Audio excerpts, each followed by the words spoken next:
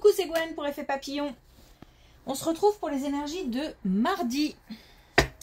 Une carte de l'oracle des rêves et une déconnexion spirituelle pour commencer, voir si on a des premiers messages pour ce mardi. C'est une guidance générale. Pour une consultation privée, vous pouvez passer par mon site effetpapillonvoyance.com. Donc qui dit consultation, qui dit guidance générale, dit qu'on ne prend, qu'on ne garde que ce qui fait écho.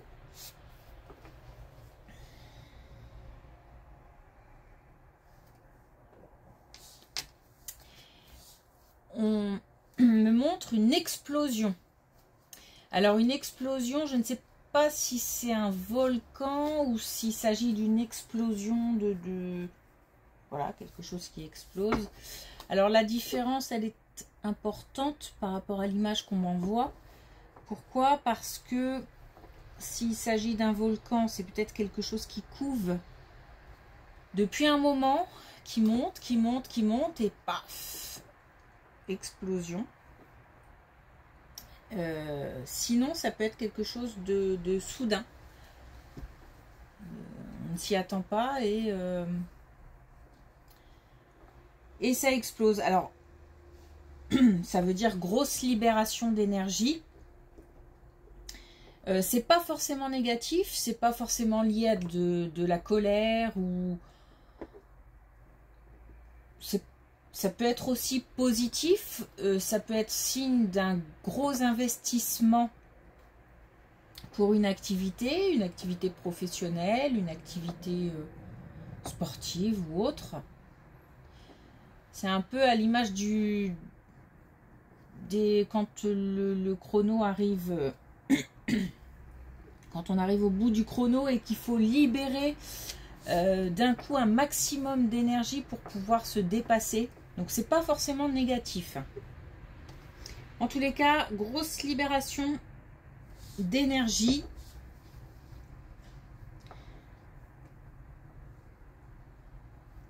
Donc on passe de quelque chose d'assez je vais pas dire serein, parce que s'il s'agit de quelque chose qu'on rumine depuis un moment, on ne peut pas dire que ce soit serein, mais qui reste pour l'instant calme, à quelque chose de pas, qui sort d'un coup.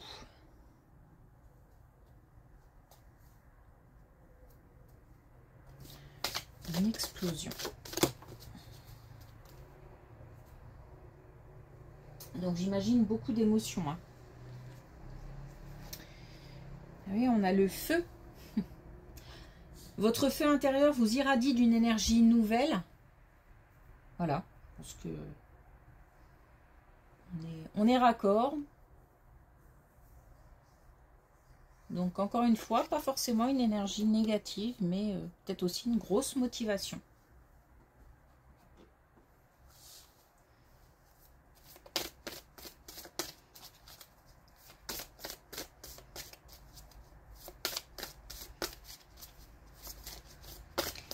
Alors, est-ce qu'on a un autre message avec l'oracle des connexions spirituelles? Oui.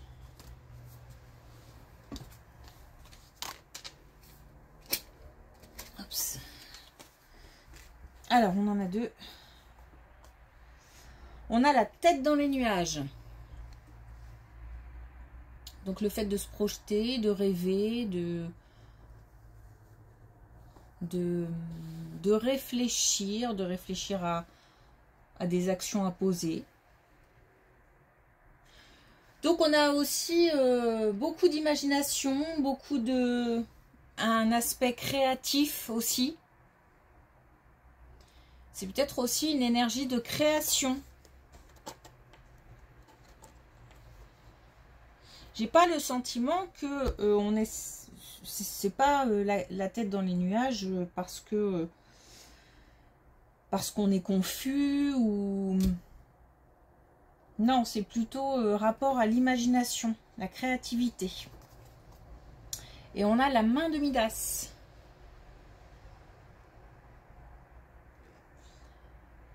Donc on a le fait de réussir ce qu'on entreprend.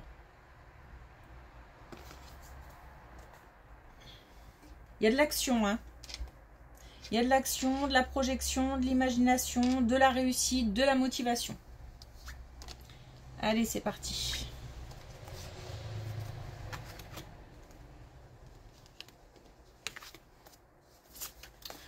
On a vraiment des belles cartes assez fortes là. Alors, on nous parle de l'aspect financier. Ok. On nous parle de l'aspect financier. Donc, un projet financier ou des finances qui... Un travail qui peut-être inquiétait. En tout cas, on a des peurs, des craintes qui s'envolent. Donc, qui s'éloignent. On a aussi le fait d'avoir la possibilité d'agir. Parce qu'on a, le pouvoir. Donc le pouvoir, c'est le fait de pouvoir justement agir. Aussi la possibilité de faire des choix. C'est-à-dire que quand on s'inquiète ou quand on a des finances qui sont basses par exemple, on n'a pas le choix, on subit parce que si c'est ric-rac, il faut faire attention à tout, etc. Donc là on a quand même le pouvoir de faire certains choix. Alors, ça peut être aussi le pouvoir de faire certains choix par rapport à un projet. Donc, peut-être qu'on était coincé aussi parce qu'un projet est lancé et que les finances s'appauvrissent et qu'il faut pouvoir injecter des sous quelque part pour pouvoir faire avancer le projet. Donc là, on a une épreuve qui est dépassée. On a une réussite. La réussite par rapport à une épreuve. On a aussi la prise de responsabilité. Donc, on a un engagement aussi. Et puis, on a aussi le fait de continuer à avancer. Donc, on est comme peut-être une reprise d'activité. En tous les cas, des peurs qui s'éloignent par rapport aux finances.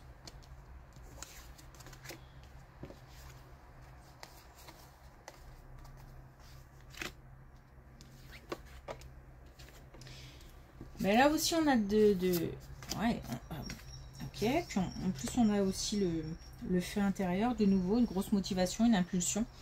Alors là, par rapport à alors, ça peut être une situation stressante, mais ça peut être une situation de sentiment de perte, de vol. Là, c'est pareil, on se libère de ce sentiment. On se libère aussi du stress. Donc, pour moi, les deux colonnes sont liées, hein.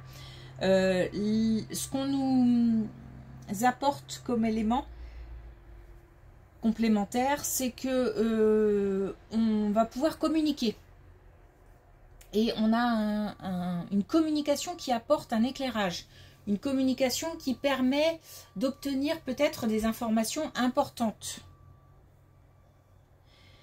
On a aussi soit le fait de se déplacer, donc de se déplacer peut-être pour un rendez-vous qui permettrait de faire avancer la situation. Donc là, on est encore sur l'aspect financier, hein, ça peut être du coup l'aspect professionnel, le domaine professionnel.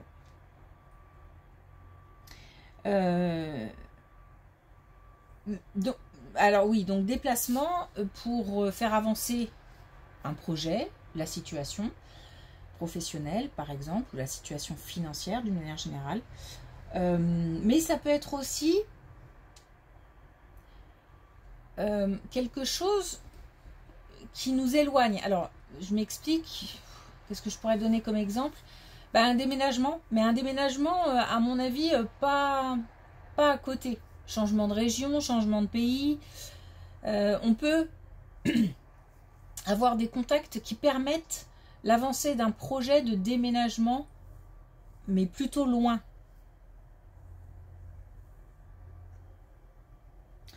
Ou alors un voyage. La possibilité de mettre en place un voyage. Bon, en tous les cas, on a l'abondance. Donc, encore une fois, ça nous parle de réussite et du fait de récolter ce qui a été semé. Et puis on a une grosse motivation.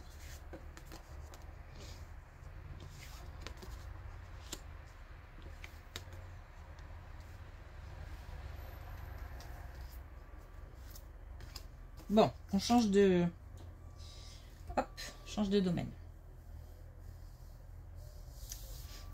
Alors là, on nous parle du foyer, de la famille. On nous parle d'une relation toxique, je peux dire ça? Je sais pas. Possible. Relation toxique ou en tout cas une relation qui n'est pas saine dans le sens où on a des non-dits, on a des mensonges. Il y a des choses qui ne sont pas claires, des choses qui sont liées au passé. Alors des non-dits qui concerneraient un passé, ou alors ça peut être aussi une situation, une relation toxique qui dure depuis un bon moment. Bon, on nous demande d'affronter, hein. Clairement, on nous demande d'affronter la situation, on nous demande de regarder la situation en face, de quelque part prendre le taureau par les cornes. Mais avant d'agir, il y a une prise de conscience. Alors, prise de conscience, mais prise de conscience d'agir pour sortir de cette situation. Parce que je pense qu'on a conscience de la toxicité ou alors du fait que il y a quelque chose qui ne va pas au sein du foyer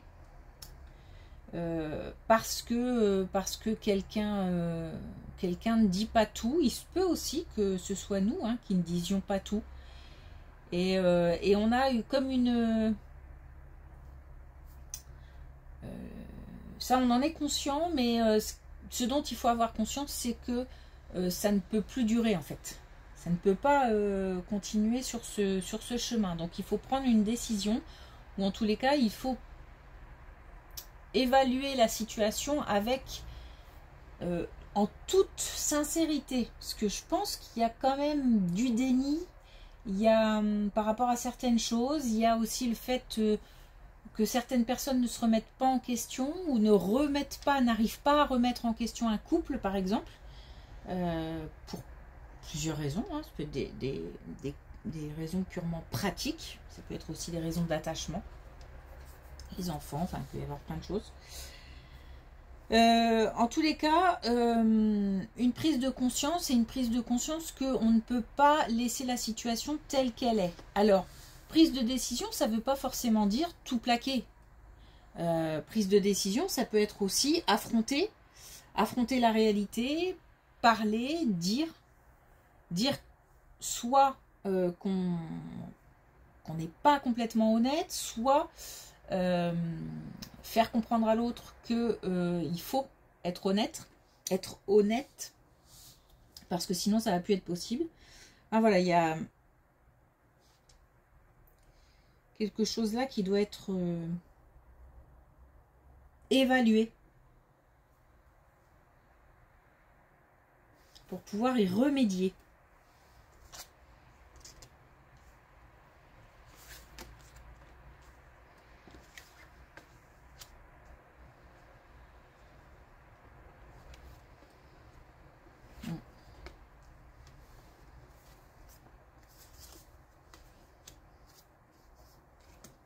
On parle d'un plus jeune qui est en situation de retrait, pas d'isolement, mais de retrait, comme si j'étais en train d'apprendre.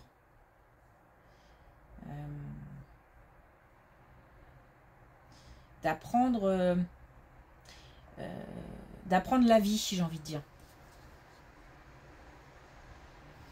Comme si j'ai l'image d'être posé. Alors on a l'ancrage, donc les pieds bien sur terre, et de regarder tout autour de moi et d'observer tout simplement, comme si j'enregistrais plein d'informations et j'utilise tous mes sens pour ça. Donc je vois, j'entends, je ressens, je sens, enfin bon voilà. J'ai tout plein d'informations qui arrivent et c'est comme si j'étais en train d'enregistrer ces informations. Donc je pense qu'on est sur une voie d'apprentissage, mais aussi du coup du fait de grandir, d'apprendre et de... C'est comme si j'accumulais les apprentissages en fait. On a de la réussite par rapport à des difficultés. Alors, j'imagine que quand on est plus jeune, enfin c'est pas que j'imagine, c'est que je sais, que quand on est plus jeune, même si on nous parle d'innocence, même si on nous parle d'irresponsabilité, etc., quand on est plus jeune, sauf que en même temps, à côté de ça, on a aussi plein de questions, plein d'interrogations, parce que comment on va faire, faire des pas dans la vie, ça peut être compliqué. Tout dépend aussi de si on est bien entouré, de si on a des gens sur qui compter, si on a une sécurité, si on a du confort. Enfin, ça dépend de tout un tas de choses. Donc ça peut être aussi à la fois une période d'innocence, je parle de l'enfance, de l'adolescence, du jeune adulte, et à la fois plein d'angoisses, plein d'interrogations, plein de questions. Alors ça dépend aussi du caractère, voilà.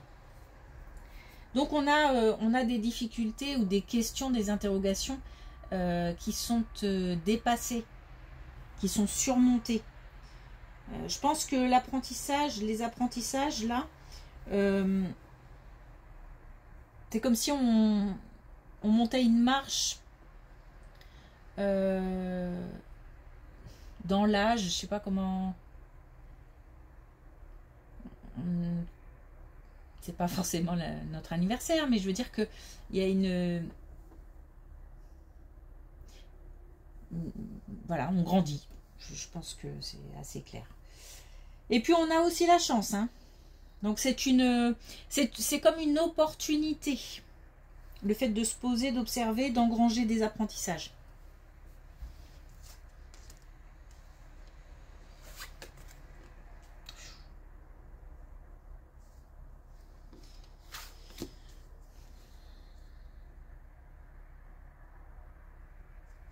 Ok. Alors on nous parle, on a 2 fois le deuil, hein. Donc on nous parle peut-être par rapport aux apprentissages du fait d'avoir perdu quelqu'un.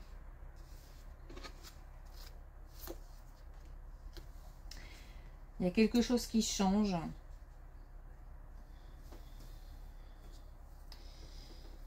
Il y a quelque chose qui change, il y a du chagrin, il y a de l'émotion, donc on a peut-être une situation difficile émotionnellement parlant. Par deuil, ça peut être la perte de quelqu'un, hein, qui est décédé, mais ça peut être aussi le fait d'avoir perdu une situation, le fait de changer de situation aussi. Ça veut dire que ça peut être aussi simplement quelqu'un qui, je sais pas, doit changer de ville, un jeune qui doit s'engager dans des études et qui donc doit changer de ville ou doit quitter le foyer et donc faire quelque part le deuil, ou en tous les cas passer à une autre étape, et ça suscite beaucoup d'émotions.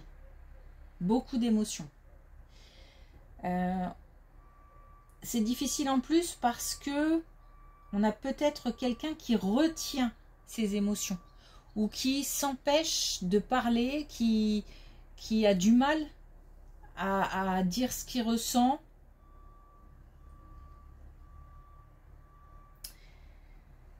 Donc on est sur une santé morale, mentale, pas terrible finalement. Donc c'est vraiment une précision importante. parce que j'étais partie sur quelque chose d'un peu plus léger. Mais on insiste pour dire que soit la situation vécue a été lourde, pesante, et qu'on va passer à autre chose. Hein. On a le changement, on a la réussite, on a le fait de dépasser. Hein. Mais il se peut aussi que là, en ce moment, un plus jeune ou des plus jeunes traversent des situations émotionnellement compliquées. En tous les cas, on a du positif derrière, on a la chance. Hein. On a le fait de dépasser des épreuves, le fait de grandir, le fait de... Je dépasse quelque chose, je monte une marche.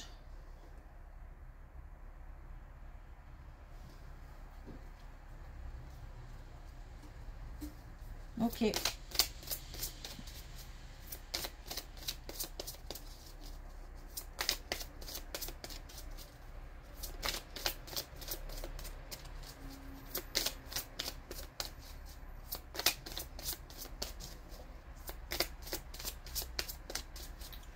Alors, est-ce qu'on a un dernier message avec l'oracle des couleurs? Ou pas, hein?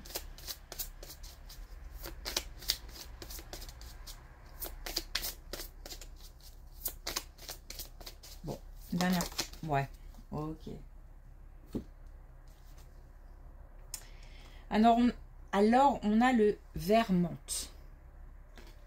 Un vent de fraîcheur souffle dans mes habitudes, cela provoque le changement. Donc là, on est bien sur un changement, une métamorphose, quelque chose qui va évoluer, que ce soit pour quitter une situation et aller vers une autre situation, et ça a l'air assez douloureux, que ce soit pour...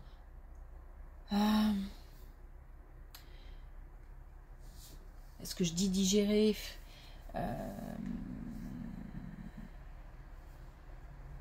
Ouais, digérer la perte de quelqu'un. En tous les cas, on a une explosion d'énergie, une explosion d'émotions. Quelque chose de neuf aussi, de nouveau.